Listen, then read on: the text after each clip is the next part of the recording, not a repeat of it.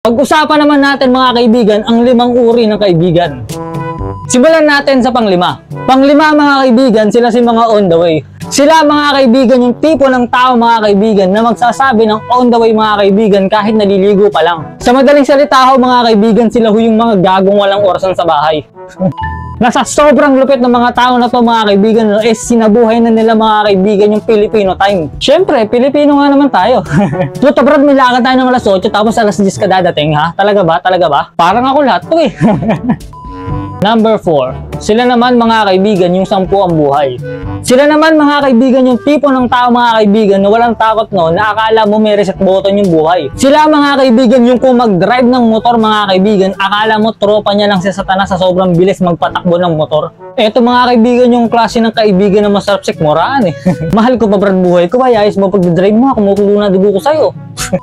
At sila din ho mga kaibigan yung tipo ng kaibigan mga kaibigan no, na kapag sumisingit mga kaibigan sa mga truck no, akala mo mga nakahesoyom lang yung mga buhay nito. Na kapag nasagasaan ng truck ay bigla-bigla na lang madadagdagan yung buhay. Yung hesoyom mo sa hindi ho nakakalam sa inyo no, ito ho yung cheat sa GTA para ho madagdagan yung buhay. Nasa sobrang lupit mo kaibigan no, ayaw ko na umangka sa'yo brad, pati guardian angel ko sa'yo sa likod natatakot na umangka sa'yo. Number 3. Sila naman mga kaibigan yung kampon ng kadiliman. Sila mga kaibigan yung hindi papayag mga kaibigan na hindi ka kasama, lalong-lalo na sa kawalang hiyaan. Sila mga kaibigan yung tipo ng kaibigan na handa kong hatakan yung paa mo sa higaan no, kahit natutulog ka pa kaibigan, maisama ka lang sa inuman. Kung may kaibigan ho kayong ganito no, mga kaibigan no, congrats ho sa inyo no, may kaibigan kayong kampon ng kadiliman. At sila din ho mga kaibigan yung handa kayo pagpaalam sa mga magulang mo no, na kunyari gagala kayo. Pero ang totoong pupuntahan nyo inuman. Dito mo talaga malalaman kung kampo ng kadiliman talaga to mga kaibigan. Number 2. Sila naman mga kaibigan yung mix and match. Bakit nga ba mix and match no mga kaibigan? Sila ho mga kaibigan yung hindi na ho malaman mga kaibigan kung sugo ba sila ni Satanas o sugo ba ni Lord. Sila mga kaibigan yung gagamitan ka ng mind games yung lilituhin ka para hindi mo malaman kung good influence ba sila o bad influence.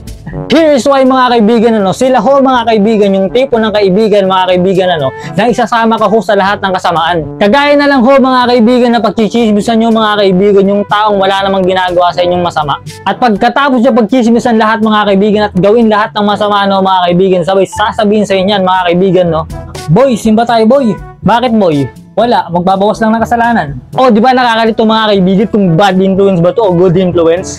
At may mga pagkakataon din ho mga kaibigan na pipigilan ka niyan mga kaibigan na gumawa ng katarantaduhan. Tapos makalipas lang ng mga ilang minuto mga kaibigan, siya pa yung nangungunang gumawa ng kasamaan. Yung totoo brad, kampon ka ba talaga ng kabutihan o kasamaan? Number 1. Sila naman mga kaibigan yung kapatid.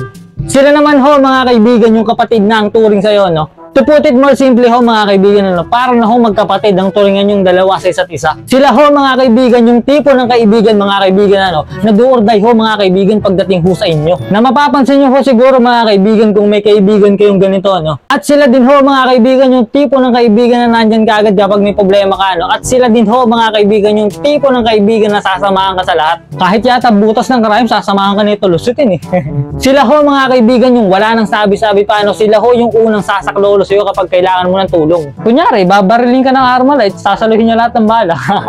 Kung may kaibigan kayong ganito, mga kaibigan, isa lang ang paalala ko sa'yo, brad, wag na wag mong iiwan tong kaibigan na ganito. Naalala ko lang ho mga kaibigan may nabasa ko sa manhwa or manga, eto ho yung sabi. Na in real life daw ho mga kaibigan, the real jackpot is people, not money. Ano nga ba ang gusto kong puntuhin dito mga kaibigan? Sa madaling sabi daw ho mga kaibigan in real life daw ho mga kaibigan, ang real jackpot is yung tunay na kaibigan, hindi yung halaga ng pera. Paano ko nga ba nasabi mga kaibigan to To put it more simply mga kaibigan, yung mga kaibigan mo na tunay na yan mga kaibigan sila dapat yung dapat mong pahalaga na talagaan. Bakit? Hindi ho matutumbasan mga kaibigan ng pera ang tunay na kaibigan. Tamang mahalaga ang pera mga kaibigan. Pero sa realidad ho mga kaibigan kahit isa o dalawa o tatlo lang ho magiging kaibigan nyo basta tunay mga kaibigan, ayos na yun. At kaya kasamaan sa lahat mga kaibigan kahit sa butas pa ng bulkan. Kasi ho mga kaibigan, hindi ho sukatan yung dami ng kaibigan. Aanihin nyo po yung maraming kaibigan kung mga peki naman. Kaya ho mga kaibigan, kahit isa o dalawa o tatlo lang magiging kaibigan nyo at least tunay. Na hindi ka ho iiwan sa kahit anong hirap ng sitwasyon. Doon nyo ho masasabi mga kaibigan na hindi ho matutumbasan ng pera ang tunay na kaibigan. Like, comment, share, subscribe kayo mga kaibigan malaking tulong yan. Bye bye.